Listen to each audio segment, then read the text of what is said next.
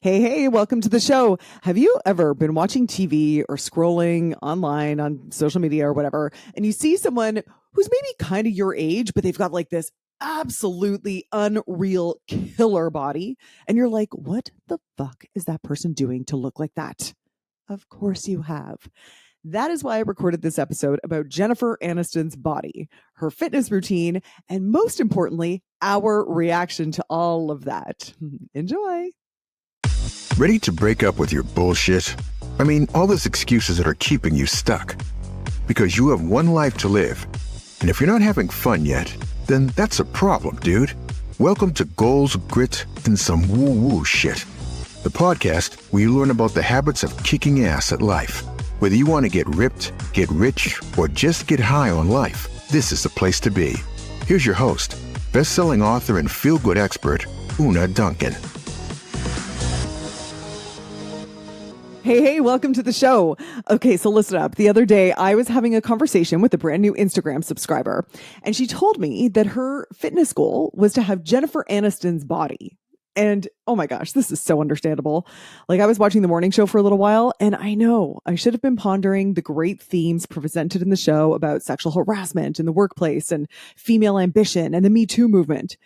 So I just have to extend an apology to all my fellow feminists because I honestly spent most of the show going, oh my gosh, she's so pretty. Meaning both Jennifer Aniston and Reese Witherspoon and every woman on that show, and basically any show, because that tends to be who's on TV. Beautiful people. I remember once I was sitting in a hipster bar in Toronto with my sister. It was the Drake Hotel, in case you happen to be in Toronto. And this guy came up to us and he said to my sister, hey, sorry to bother you. I just want to let you know, you look exactly like Lois Lane in the new Superman movie. And then he left. Like, he didn't hit on us or anything. And my sister and I were like, whoa, that's so cool. I mean, there's no way they let Lois Lane be ugly. So that's for sure a major compliment. And by the way, it was Maggie Gyllenhaal, who does actually look a lot like my sister. And then check this out. We're all sitting there all chuffed about it. And then we noticed that that guy was going up to all of the tables and saying something and then leaving. And we were like, wait a second. Is that guy just going up and complimenting everyone?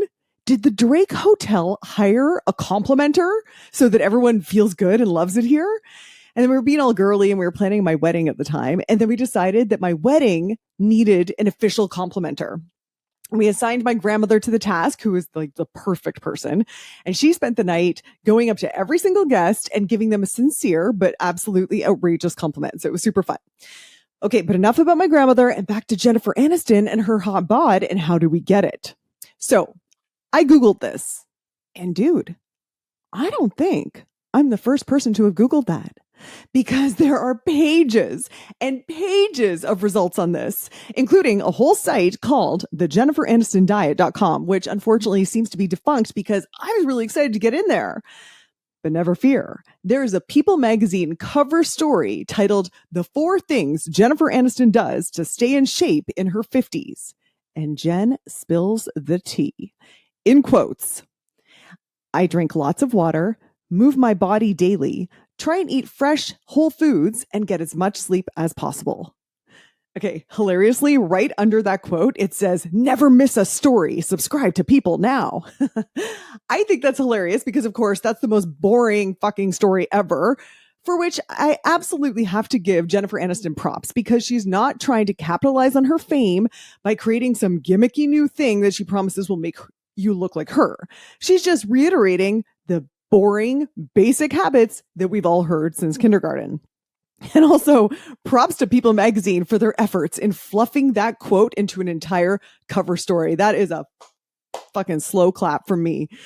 Anyway, the fact is, we could actually be really vulnerable to any wackadoodle fitness advice Jennifer Aniston would have. We trust her. We had her haircut in 1994. You know, maybe we were sitting in the salon getting that haircut and we read in the magazine that Brad dumped her and we feel bad for her.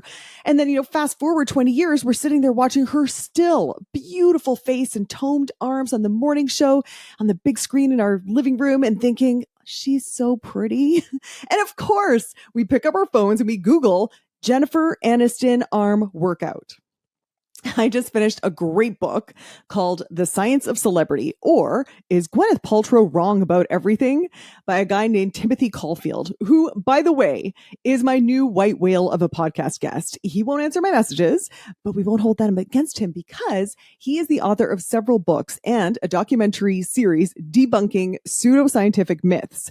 And I'm dying to get him on the show. So if you happen to be best friends with Timothy Caulfield, can you please tell him something nice about me so that I can get him to come on, and then we're all going to get the scoop behind Jeneth's jade vagina eggs.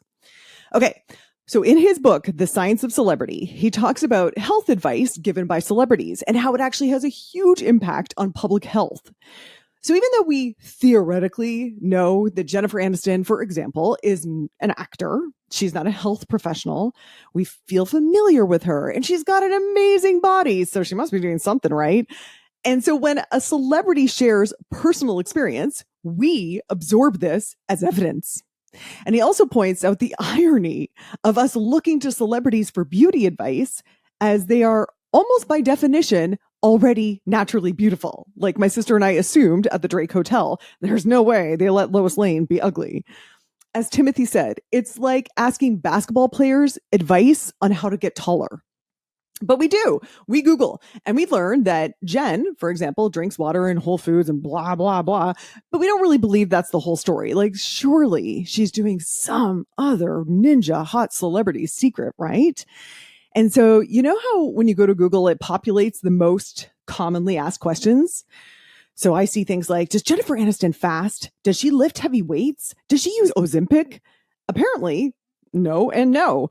Her workouts involve gliders and resistance bands, and she does Pilates and yoga. And one hot tip that she offered, lean in, is that she's pretty consistent, even when she doesn't want to. And so not only is all this boring as fuck, it's also suspiciously similar to what mere mortals like myself and my clients are doing. Celebrities, they're just like us. And yet, when I look around, none of us have Jennifer Aniston's body because none of us are Jennifer Aniston, which sounds like a big fucking duh, but it's still so common for me to hear things like my fitness goal is to have Jennifer Aniston's body. It's so understandable. And it's also based on the fitness marketing that we can diet and exercise our way into someone else's body. It's really reinforced anytime we hear about sculpting our body, like we are artists. And all we have to do is, build some strategic muscle here. For example, build up the glutes and the thighs, and then you build up the shoulders, which will give you an illusion of a smaller waist. And then you diet to lose a whole bunch of fat, and ta-da, there's your Jennifer Aniston body. Except the reality is, even if you did all that perfectly, which God knows is easier said than done, even if you did that, you'd still look like you with more muscle and less fat. To drive this home, I'll give you an example where it's actually pretty easy to quote unquote sculpt your looks with cosmetic procedures to your face. You can theoretically get really targeted liposuction to spot reduce fat, which you can't do on your body, but you can do this on your face. So say you want to reduce fat along the jawline or under your chin and then get some fillers to add in some cheekbones and some bigger lips or whatever you need to do or whatever you want to do. And even if you had unlimited budget and patience for adding and subtracting to your face, you would still not have Jennifer Aniston's face. You'd have your face with more fillers and less fat. My point is that you turning into Jennifer Aniston is not a matter of building muscle and subtracting fat. And here's the other thing. When I told you that story about someone messaging me and saying they wanted Jennifer Aniston's body, what was your reaction? Maybe it was something like, yeah, fucking right. Who doesn't? But what would be your reaction if you heard about someone going to a plastic surgeon and saying, I want Jennifer Aniston's face? Like, to me, that feels different. That makes me a little uncomfortable.